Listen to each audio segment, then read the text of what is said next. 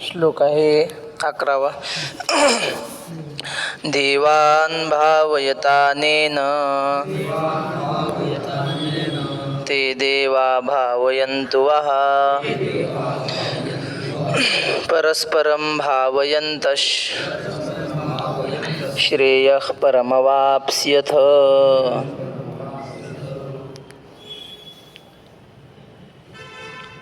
अनेन एक, अनेन तानेन की नाही, त्या तावर एक, पुढं देवान दोन, ते तीन, वहा चार, भावयंतु पाच. खालच्या ओळीत सहा परस्परम भावयन्तः, सात परम, आठ श्रेयः, मवाप्स्यथ नऊ.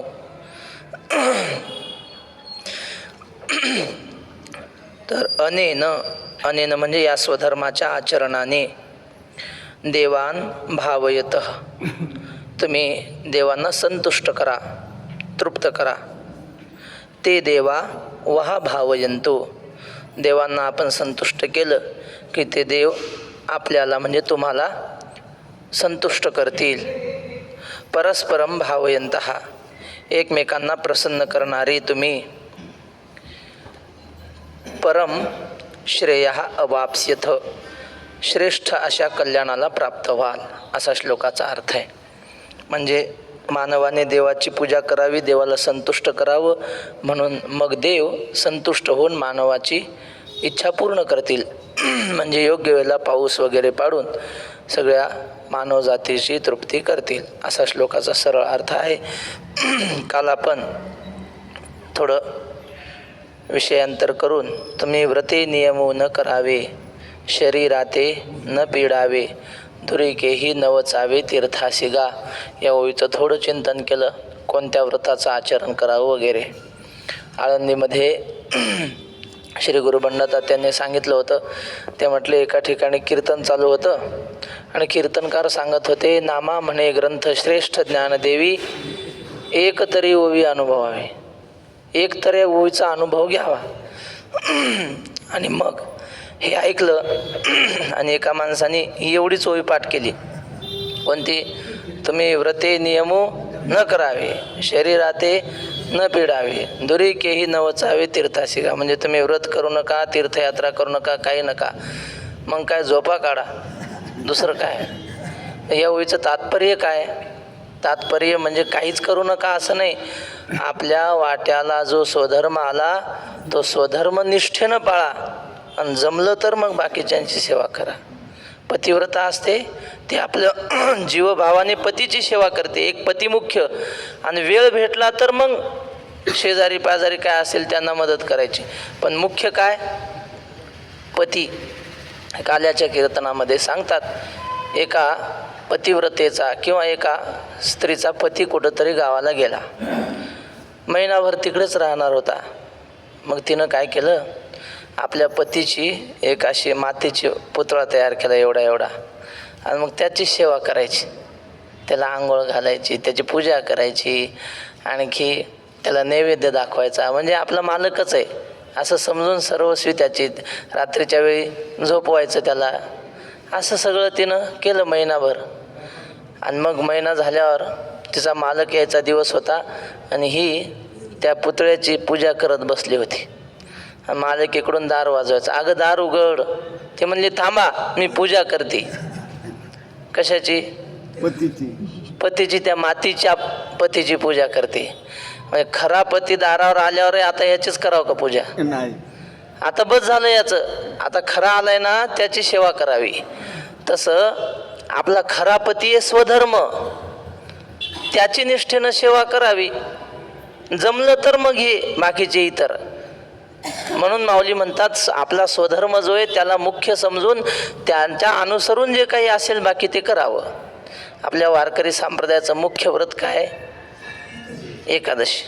आता काकडे माऊली भेटले, त्यांनी सांगितलं, कत्रापि एकादशी तुल्यम व्रतम प्रोक्तम न कोविदहा. म्हणजे एकादशी सारखं व्रत जगात कोणतंच श्रेष्ठ नाही असं विद्वानांनी सांगितलेलं आहे, आपल्या साधुसंतांनी सांगितलेलं आहे. सगळ्या व्रतांचं सार म्हणलं आहे, 15 दिवस एक एकादशी कार्य न करीशी व्रत सार. बस एवढा नियम सांभाळावा, बाकी सगळे व्रत केल्यासारखे होतात असं साधुसंतांनी सांगितलं आहे. म्हणून जास्त व्रत उपवास करण्याच्या भानगडीत पडायचं नाही. बाबापाशी आम्ही असताना आमच्या पाठाचे एक नामदेव बुवा म्हणून होते, आहेत ते. त्यांना काय झालं, जुलाब लागले आणि ते असे लागले की अशी भाकरी खाल्ली की असंच बाहेर जावं लागायचं एवढं त्यांना. आणि बरं ते 1 दिवस नाही 2 महिने अशी त्यांची परिस्थिती.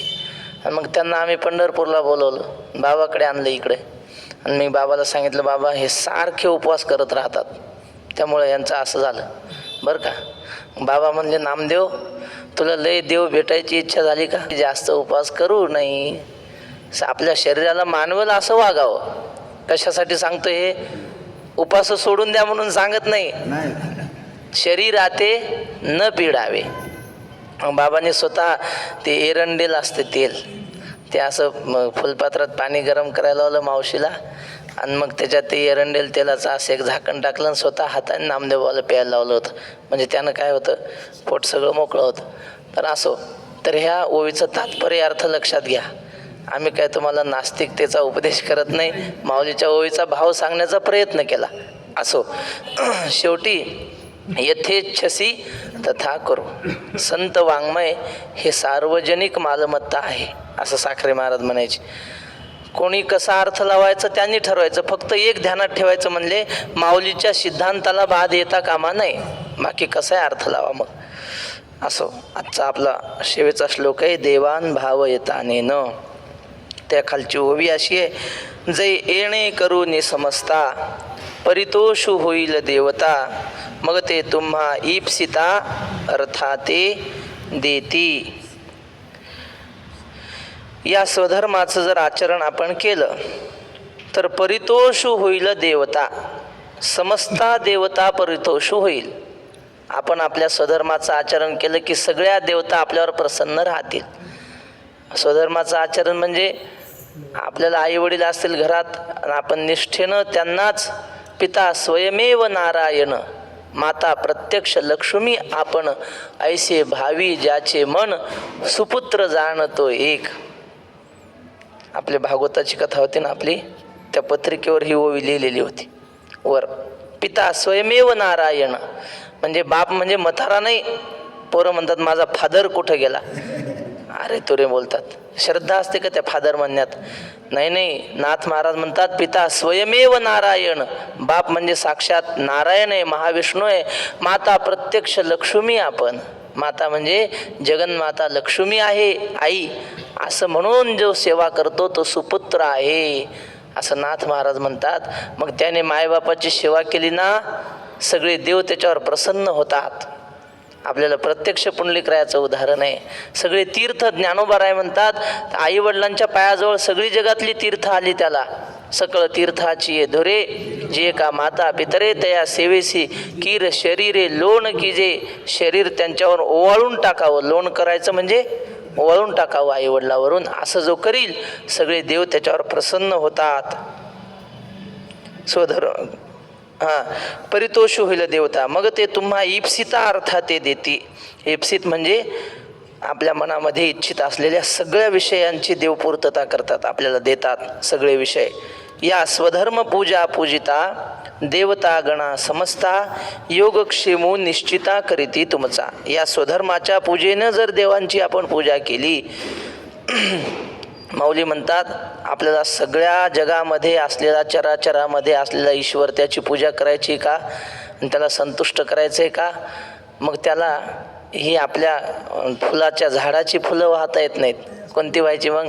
तया सर्वात्मका ईश्वरा स्वकर्म म्हणजे स्वधर्मा, स्वकर्म कुसुमांची वीरा, पूजा केली होय अपारा तोषा लागी. स्वधर्म करायचं, आचरण करायचं आणि देवाला अर्पण करायचं. तुकाराम महाराज म्हणतात, जे जे काही करीतो देवा ते ते सेवा समर्पे. काहीतरी चांगलं कर्म करायचं आणि पावले ते म्हणा देवा, देवाला व्हायलं. कीर्तन करायचं आणि शेवटी काय म्हणतो कीर्तनकार, झालेली सेवा भगवान पांडुरंगाच्या चरणी समर्पित करतो. किंवा आजचं कीर्तन पुष्प देवाच्या चरणी समर्पित करतो. भरून सद्भावाची अंजुळी मिया ओविया फुले मोकळी अर्पिली अंघ्रयुगली विश्वरूपाच्या. आता देवाला अर्पण केलं ना, संपलं. मग त्याचं आपलं काही कर्तृत्व राहिलं नाही. मग आता त्याचा मोबदला घ्यायची आपल्याला म्हणजे अधिकार आहे का? कारण कीर्तन कुठं गेलं ते वाहिलं ना देवाला. मग त्याचा मोबदला घेतला तर मग वाहिलं नाही असं सिद्ध झालं. लक्षात आलं ना तुमच्या?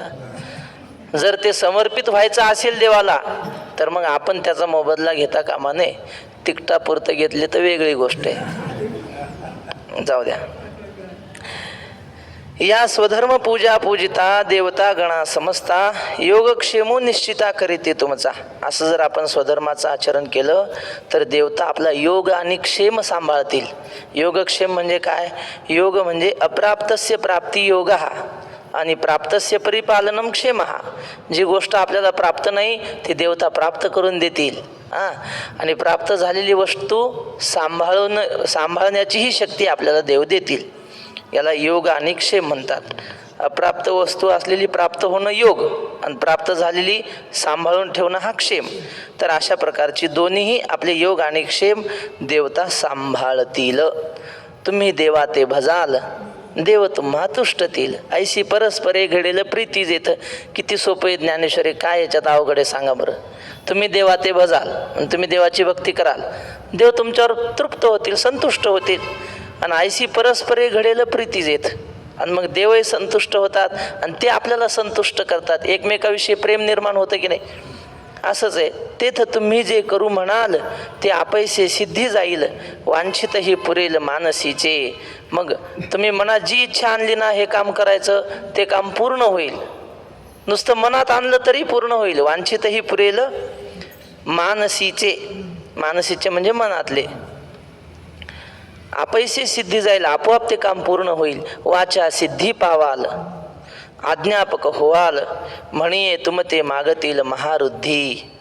तुम्ही वाचा सिद्धीला प्राप्त व्हाल, आज्ञापक व्हाल. वाचा सिद्धी म्हणजे मनात तोंडातून जे येईल ते पूर्ण होईल. बाबा म्हणायचे जुन्या काळात काही म्हाताऱ्या बाया असायच्या, खोटं बोलायचं नाही त्यांचा नियम. मग एखाद्या बाईला मुलबाळ होत नसेल ते म्हणायचे आजी काय करू, आणि जाय होईल म्हणायची, होईल तुला पोरग. आणि खरंच व्हायचं. कशामुळं? वाचा सिद्धी पावाल. कळत नाही पण वाचा सिद्धी असते काही माणसाला. पाऊस पडत नाही, होईल उद्या पाऊस पडेल म्हणलं की पडायचं. एकदा बाबा कीर्तनावून येत होते कुठून तरी, बऱ्याच वर्षापूर्वीची, म्हणजे किल्लारीचा भूकंप कोण्या साली झाला? 93ला ना. मग 93 सालची गोष्ट आहे. बाबा म्हणले आम्ही कीर्तनावून येत होतो एसटीतून आणि एसटीच्या पुढेच एक टेम्पो ॲक्सिडेंट झाला, पलटी झाला रस्त्यावरच. आणि त्या टेम्पोतला जो माल होता तो सगळा रस्त्यावर आला. माल काय होता? त्यात गाईचं मांस होतं त्या टेम्पोत. आणि नुसतं गाईचं नाही, नुसत्या कारवडीचं मांस होतं, लहान वासरं त्यांचं मांस. मग आमच्या एस टी पुढंच तो टेम्पो पडल्यामुळं एस टी थांबली. आम्ही सगळे खाली उतरलो. मग सहज चौकशी केली कुठला टेम्पो आहे काय आहे. मग त्या लोकांनी सांगितलं हे किल्लारी गावचा टेम्पो आहे म्हणले.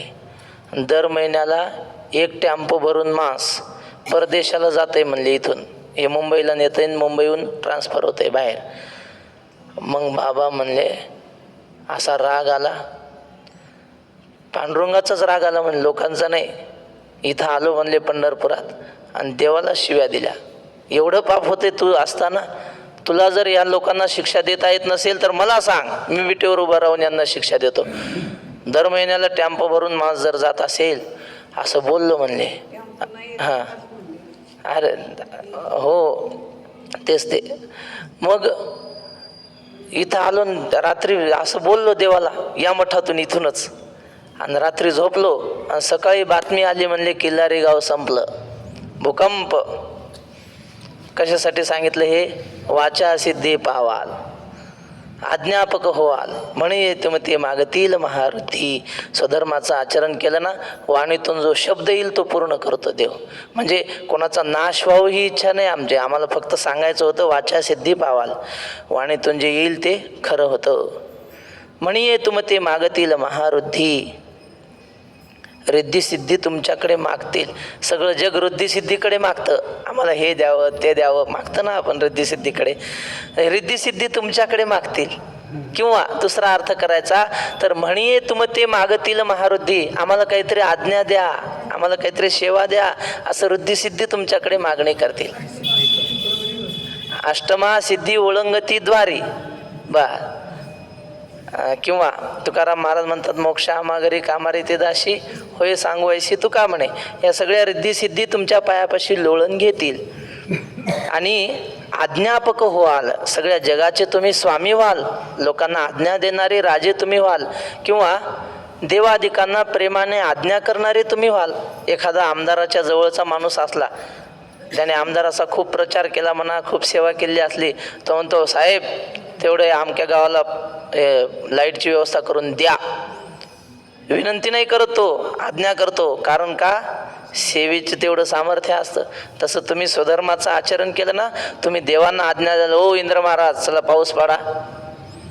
का? स्वधर्माचं आचरण केले ना. काय? विश्वास तो करी स्वामीवरी सत्ता, सकळ भोगिता होय त्याचे, असं तुम्ही व्हाल. जैसे ऋतुपतीचे द्वार वनश्री निरंतर ओळगे फळभार लावण्यसी, ज्याप्रमाणे वनलक्ष्मी म्हणजे वनाचं ऐश्वर असतं की नाही, फळांनी फुलांनी बहरून येणं हे वनाचं ऐश्वर आहे, शोभा आहे. ज्याप्रमाणे वनलक्ष्मी आपल्या फलपुष्प वैपुल्य लावण्यासह ऋतुराज वसंताच्या उंबऱ्याची अखंड सेवा करते. आपल्या सगळ्या वैभवासह वसंत आला की त्या वसंताचं स्वागत करते, सगळ्या ऐश्वर्यासह सौंदर्यासह आपल्या. कोण? ही वनलक्ष्मी. त्याप्रमाणे हे स्वधर्माचं आचरण केलं तर सर्व प्रकारची संपत्ती तुमचं स्वागत करेल, ऐश्वर तुम्हाला प्राप्त होईल. ऋतुपती म्हणजे वसंत ऋतू आणि वनश्री म्हणजे वनलक्ष्मी, वनाचं सगळं सौंदर्य वैभव, फळाफुलांनी बहरलेलं वन. निरंतर ओळगे फळभार लावण्यसी. इष्टान भोगान निवो देवा दास्यन्ते यज्ञभाविता तैर्दत्तान प्रदायैभ्यो यो भुङ्क्तेस्तेन एव सः. बघा, यज्ञभाविता हा एक, देवा दोन, वो तीन, इष्टान भोगान ही चार, दास्यन्ते पाच, यो सहा, तैर्दत्तान सात, भुंगते आठ, सह नऊ, स्तेन 10. यज्ञभाविता देवा वहा इष्टान भोगान हि दास्यन्ते. यज्ञाने म्हणजे स्वधर्माचरणाने प्रसन्न झालेले देव, वहा म्हणजे तुम्हाला इच्छित भोग प्रदान करतील. वहा म्हणजे तुम्हाला इष्टान म्हणजे इच्छित असलेल्या भोगांचं दान करतील. झालं. यहा तैर्दत्तान अप्रदायेभ्यः भुंक्ते सहा स्तेन एव. देवाने सगळी संपत्ती देतात देव स्वधर्माचं आचरण केल्यावर, पण मग देवाने दिलेली संपत्ती, त्या संपत्तीच्या द्वारे जर कोणी देवाला ते संपत्ती अर्पण करत नसेल किंवा देवाची सेवा करत नसेल तर तो चोर आहे, असा श्लोकाचा अर्थ आहे. स्तेन म्हणजे चोर. स्तेन एव सहा. तैसे सर्व सुखे सहित दैवची मूर्तिमंत येईल देखा काढत तुम्हा पाठी.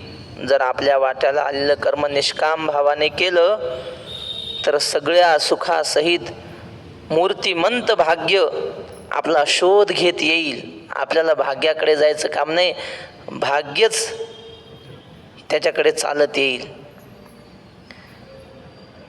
देखा काढत. देखा काढत म्हणजे मार्ग शोधित शोधित भाग्य तुमच्याकडे येईल, तुम्हा पाठी येईल, तुमच्या मागोमाग येईल. म्हणजे मागोमाग येतं म्हणण्याचं कारण तुम्ही हाकलून दिलं तरी भाग्य तुम्हाला सोडून जाणार नाही.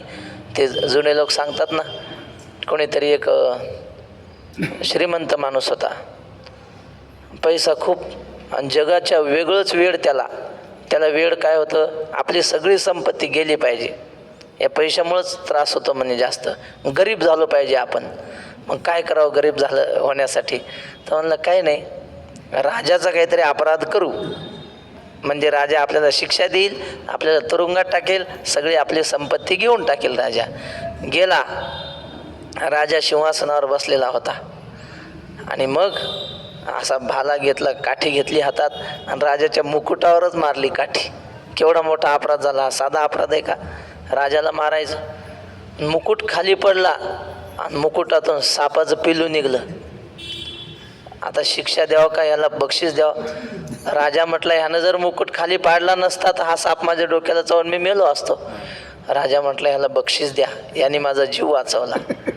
बक्षीस दिलं. पैसे संपावं म्हणून कृती केली, आणखी प्राप्त. पुढं आणखी रंगवून सांगतात, त्याने काहीतरी राणीचा अपराध केला, राणीच्या हाताला धरून ओढलं आणि ओढल्याबरोबर ती शेजारची भिंत पडली, झालं, राणीचा जीव वाचला ना, आणखी बक्षीस द्या म्हणणे. सांगण्याचं तात्पर्य, सोडायचा प्रयत्न केला तरी भाग्य तुमच्या मागे लागेल. भाग्याचे निबडसे उद्यमाचे निमिषे, संपत्ती जाता पैसे घररी घे. याला काय म्हणतात? दैवची मूर्ती म्हणतन येईल देखा काढत तुम्हा पाठी, अशी अवस्था होईल.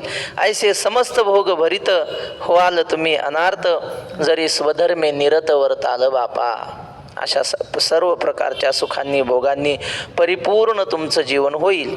अनार्थ म्हणजे कसलीच इच्छा नाही अशी अवस्था होईल. माणसाला वाटतं ना, अमुक असावं तमुक असावं, जेवढं असावं वाटतं ते सगळं मिळेल. काही माणसं म्हणतात, देवाच्या कृपेनं आम्हाला काही कमी नाही महाराज, ऐक ना, असे असतात ना. तसं प्रसन्न तुमचं जीवन होईल, काही मिळवण्यासारखं राहणार नाही. व्हाल तुम्ही अनार्थ, पूर्ण तुमचं जीवन होईल. जरी स्वधर्मे निरत वर्ताल बापा. पण कधी स्वधर्मामध्ये एकनिष्ठेनं तत्परतापूर्वक जर जीवन जगले तर. का झाली या सकळ संपदा. आता लक्ष देऊन ऐका. का झाली या सकळ संपदा, जो अनुसरेल इंद्रिय मदा, लुब्ध होऊन या स्वादा विषयांची या. काही लोक पैसा आला की त्यांचं वागणं बदलतं. असं जर झालं, सगळी संपत्ती प्राप्त झाली आणि मग स्वधर्माचं आचरण सोडून इंद्रियमदा म्हणजे इंद्रियांच्या उन्मत्तपणाला जर कोणी अनुसरून वागत असेल, लुब्ध होऊन या स्वादा विषयांची या, म्हणजे इंद्रियांच्या गोडीला अनुसरून वागला तर काय होईल पुढं सांगतात. तीही यज्ञ भाविकी सुरी, जे हे संपत्ती दिधली पुरी, तया स्वधर्मी सर्वेश्वरी न भजेल जो. या स्वधर्माच्या आचरणाने संतुष्ट झालेल्या देवांनी, सुरी म्हणजे सुर म्हणजे देव आणि सुरी म्हणजे तृतीया, देवांनी, प्रसन्न झालेल्या देवांनी जे संपत्ती पुरी म्हणजे पूर्ण दिलेली आहे. पुरी म्हणजे जेवणातली पुरी नाही, पुरी म्हणजे पूर्ण संपत्ती तुम्हाला दिलेलं आहे, ऐश्वर्य दिलेलं आहे. त्या देवांना स्वधर्मी सर्वेश्वरी न भजेल जो. त्या स्वधर्मरूप सर्वेश्वराला जर भजलं नाही संपत्तीच्या द्वारे तर काय होईल? स्वधर्म म्हणजे काय आता स्पष्ट सांगतात माऊली. नेमकं स्वधर्म म्हणजे काय? अग्निमुखी हवन, न करील देवता पूजन, प्राप्त वेळे भोजन ब्राह्मणाचे. अग्नीच्या मुखामध्ये हवन केलं पाहिजे. जुन्या काळातल्या माता भगिनी भाकरी करताना एक भाकरीचा घास मोडायचा आणि चुलीत टाकायचा, झालं अग्निमुखी हवन. अग्नीला दान झालं ना. आमचे नामदेव वारकरी ते आयुष्यभर त्यांनी हातानंच करून खाल्लं. मग चूल पेटली की काय करायचे, साखरेचे 2-3 दाणे घ्यायचे आणि ते अग्नीत टाकायचे. बाबा असं काय केलं, अग्नीत टाकून काय मिळणार आहे? अरे अग्नी म्हणजे देवता आहे म्हणायचे. तिला टाकलं की मग अग्नी प्रसन्न होतो. हे झालं सामान्य. वैकुंठवासी वक्ते बाबा रोज यज्ञ करायचे. आज छोटंसं तांब्याचं भांडं होतं आणि त्याच्यामध्ये मग गौरी पेटवायची, नाही तर समिधा टाकायची आणि त्याच्यात तांदूळ असे तुपात भिजवायचे सगळ्या ऋषीमुनींची नावं घ्यायची. अंब ऋषी, आपलं हे श्लोक म्हणतो ना आपण, प्रल्हाद, नारद, पराशर, पुंडरीक, व्यासांबरीश, शुक, शौनक, भीष्म, दाल्भ्यान, रुक्मांगदार्जुन, वशिष्ठ, बिभीषणादीन, पुण्यानि मां परम भागवतान स्मरामी. असे जवळजवळ 250 ऋषींची नाव होती बाबाकडे, यादी भागवतातले लिहिलेले असे मागून पुढून. आणि मग ते एका ऋषीचं नाव वाचायचं आणि आहुती टाकायची, दुसऱ्या ऋषीचं नाव घ्यायचं, आहुती टाकायची. आज 1.5-2 तास चालायचं. आणि मग 2-3 पोरं हवा घालाय ते विजू नये म्हणून. ते आहेत काही मुलाकडे व्हिडिओ ते. तर असं बाबा म्हणायचे, यज्ञ प्रत्येकानं केला पाहिजे. स्त्रीने केला तरी चालतो, कुमारिकेनं केला तरी चालतो. भगवान रामचंद्र प्रभूची आई यज्ञ करत होत्या असं रामायणात उल्लेख आहे. तर सकाळी नाही तर संध्याकाळी झालाच पाहिजे घरामध्ये. पण आता तेवढं आपण करू शकत नाही. चुलीला घास तर टाकू शकतो ना, पण ते जर करत नसेल तर माऊली म्हणतात, अग्निमुखी हवन न करील आणि देवता पूजन न करेल. देवांची पूजा त्या वेळेला ते येते की नाही पूजा? कोणती येते? ते खंडोबाचं आलं चैत्रात येतं का ते तळी उचलायचं चैत्र महिन्यामध्ये. पुन्हा महादेवाची यात्रा येते, मोठ्या महादेवाची. त्यावेळी आपल्या घराण्यात चालत आलेल्या असतात परंपरा. लक्ष्म्या गौराया आल्या की गौरायाची गौराया मांडतात, गणपती आला गणपती मांडतात. आता आले ना नवरात्र आली, देवी हे त्यावेळेला अवसरे जे पावे की तेणे चितो सुखावे. ज्या वेळेला जे येईल त्याची सेवा करावी. पण काल मी सांगितलं आपल्याला, आपली एक प्रीती पांडुरंगाच्या चरणाजवळ ठेवावी. इतर देवतांची सेवा, जशी पतिव्रता घरातल्या इतरांची सेवा करते की नाही, कशासाठी? नवरा प्रसन्न राहावा म्हणून. जर ह्यांची नवऱ्याच्या भावाची सेवा नाही केली तर नवरा रागवेल, नवऱ्याच्या माईची नाही सेवा केली तर नवरा रागवेल. म्हणून पतीला मुख्य ठेवून त्याला अनुसरून इतरांची सेवा. तसं एक धरीला चित्ती आम्ही रखुमाईचा पती, बा अशा याला अनुसरून सेवा करावी. असो, कुठं आलं? न करील देवता पूजन, देवाची पूजा करायची नाही असं जर कोणी वागेल. आणखी कसा? प्राप्त वेळे भोजन ब्राह्मणाचे न करील. ते न करील सगळीकडे लावायचा. वेळ प्रसंगी काही आपल्या घरी प्रसंग येतात पित्रासारखे, त्यावेळी जर ब्राह्मणाला भोजन नाही घातलं तर काय होईल पुढं सांगतील काय होईल ते. पित्राच्या वेळी तुकाराम महाराज म्हणतात, काही लोक चाप्टर असतात, हुशार, चंगूस म्हणजे किती चंगूस? महाराजांनी गाथ्यात लिहिलंय. म्हणले एक माणूस दाढी करायला गेला दुकानावर, आणि दाढी कितीला होती? त्या काळात 8 आण्याला होती समजून घ्या. आणि याच्याकडे रुपया होता शिल्लक, म्हणजे सुट्टे नव्हते. ह्या नाव्याला 1 रुपया दिला. नाही म्हणलं माझ्याकडे 8 आणे सुट्टे नाहीत, काय करू? नाही म्हणलं राहू द्या, पुन्हा आठवड्यानं तुम्ही येताच ना दाढी करायला, तेव्हा घेऊन जा. याचा कुठं जीव लागतो? 8 आणे राहिले, नाव्याकडे 8 आणे राहिले. असा विचार करत घरी आला आणि त्याला युक्ती सुचली. त्यानं बायकोला बोललं, ए बाहेर ये म्हणे. काय काम आहे बाहेर यायला? चल म्हणे नाव्याच्या दुकानावर. ते म्हणे माझं काय काम आहे? नाही म्हणजे आपले 8 आणे राहिले, तेवढ्या 8 आण्यात तू तुझी डोकी करून घे, म्हणजे 8 आणे वसूल होतील. असं तुकाराम महाराज लिहितात. दाढी करता आडका गेला, घरी आला बाई लेपे, म्हणे आता उगवी बोडी, डोई बोडी आपुली. म्हणे आता उगवी मोडी आणि डोई बोडी आपुली. आपले पैसे वसूल करायसाठी ते चप्पी झाली तर चालेल, पण तू पैसे वसूल करून घे. सांगण्याचं तात्पर्य असे चंगूस लोक. मग पित्र आले, त्यांना लोकाला जीव घालू वाटत नाही. तो म्हणला, हे बघ, पत्नीला म्हणला, पित्र घालायचे म्हणजे काय? कुणीतरी सवाशीन जीव घालायची आईच्या नावची, आणि बापाच्या नावाचा कुणीतरी माणूस जीव घालायचा, असंच ना पित्र म्हणजे. मग तो म्हणला, सवाशीन तू सवाशीनच आहे की? बायकोला म्हणला, आणि मी माणूस आहे. मग आता काय कर, आपल्या आईच्या जागी तू सवाशीन बस आणि मी बापाच्या जागी बसतो. झालं, पित्र जीव घातले. बाईला सवाशीन आई आणि आपण पितराचे ठाई, तुकाराम महाराज म्हणतात. असे लोक वागतात जगामध्ये, असं चालत नाही. प्राप्त वेळे भोजन ब्राह्मणाचे, काहीतरी लोकाला खाऊ घातलं पाहिजे. बाबा म्हणले, ते आमच्या कुठं खामगावला कुठंतरी बाजार असायचा आठवड्याचा, आणि आमचे आजोबा म्हणे वाड्यावर उभे राहायचे गच्चीवर, आणि रस्त्यावरून जाणाऱ्या येणाऱ्या सगळ्या या चहा घ्यायला अशा हाका मारू बोलवायचे म्हणे. आणि ज्या घरात असं अन्नदान होतं ना नेहमी, त्या घरातलं वातावरण प्रसन्न राहतं. वास्तुपुरुष असतो घरामध्ये. आमचे गुरुजी सांगतात, पाटील काका आळंदीचे, ते म्हटले एखाद्या घरात आपण गेलो की असं प्रसन्न वाटतं, मन प्रसन्न होतं. का? कारण तिथला वास्तुपुरुष प्रसन्न असतो त्या घरातला. आपली प्रत्येकाच्या घरामध्ये एक वास्तुपुरुष असतो. तो प्रसन्न कधी होतो? ज्या घरामध्ये अन्नदान चालतं, चहा पाणी सारखे लोकांची ये जा असते, तिथला वास्तुपुरुष प्रसन्न. आणि ज्या घरात फक्त विठोबा रखमाई आणि दुसरं कोणी नाही, कोणी बाहेरचं यायचं नाही, चहा पाणी जन्मात माहीत नाही त्यांना, आणि त्या घरात पाय टाकला की असं कसं तरी होतं, माणसाला कधी बाहेर निघून जावं असं वाटतं. याचा अर्थ काय? तिथला वास्तुपुरुष प्रसन्न नाही, तिथं लोकांना चहा पाणी होत नाही. म्हणून प्राप्त वेळी भोजन ब्राह्मणाचे, योग्य वेळी अन्नदान घडलं पाहिजे, ब्राह्मणाचं भोजन घडलं पाहिजे. ब्राह्मणाचंच काय असं विशेष नाही, कुणालाही दीनदुबळ्याला सर्वाभूती द्यावे अन्न, ब्राह्मणाचं काही निमित्तानं केलं पाहिजे. बर. विमुख होईल गुरुभक्ती, आदर न करील अतिथी, संतोष नेदील ज्ञाती आपलीये. गुरुभक्तीला विमुख होतो, गुरुची भक्ती करत नाही. आदर न करील अतिथी, दारावर येणाऱ्या अतिथीला आदर देत नाही. आणि संतोष नेदील ज्ञाती आपलीये, आपल्या जातीतल्या लोकांना जो संतुष्ट करत नाही तो स्वधर्माचरण सोडणार आहे. म्हणजे आपल्या गुरुभक्तीपासून दूर होऊ नये.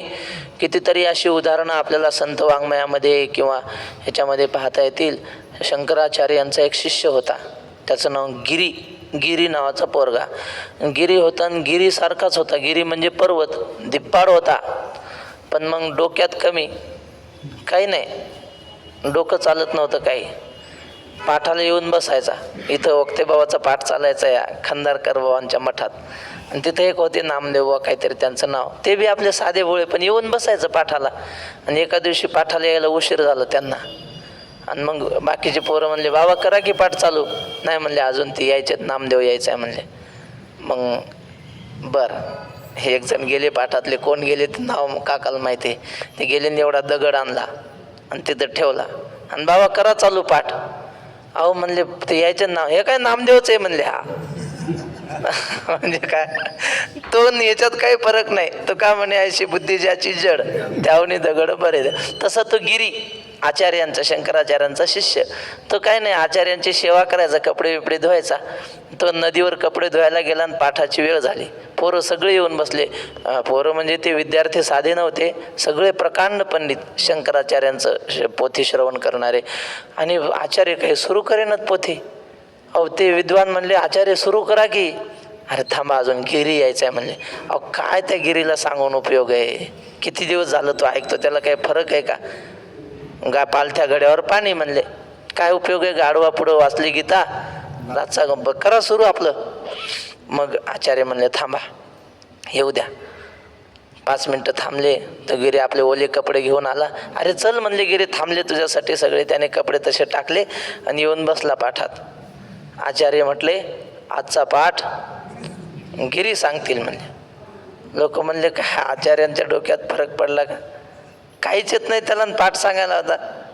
सगळे एकमेकाकडे पाहायला लागले. बघू काय, तुका म्हणे उगीची राहा, होईल ते सहज पहा. आणि मग त्याने आचार्याला नमस्कार केला. आचार्यांनी त्याच्या डोक्यावर हात ठेवला. कृपा कटाक्षे निहाळिले, आपले पदी बैसविले, आपल्या आसनावर बसवलं आणि असा काही आस्खलित पाठ सांगितला. लोकांना वाटायचं हे आचार्यच बोलतात की काय, एवढं प्रकांड पंडितासारखा पाठ त्याने अस्खलित सांगितला. ही कशाची कृपा आहे, कशाची किमया? ही गुरु सेवेची किमया महाराज. आणि गुरुची सेवा न करता जो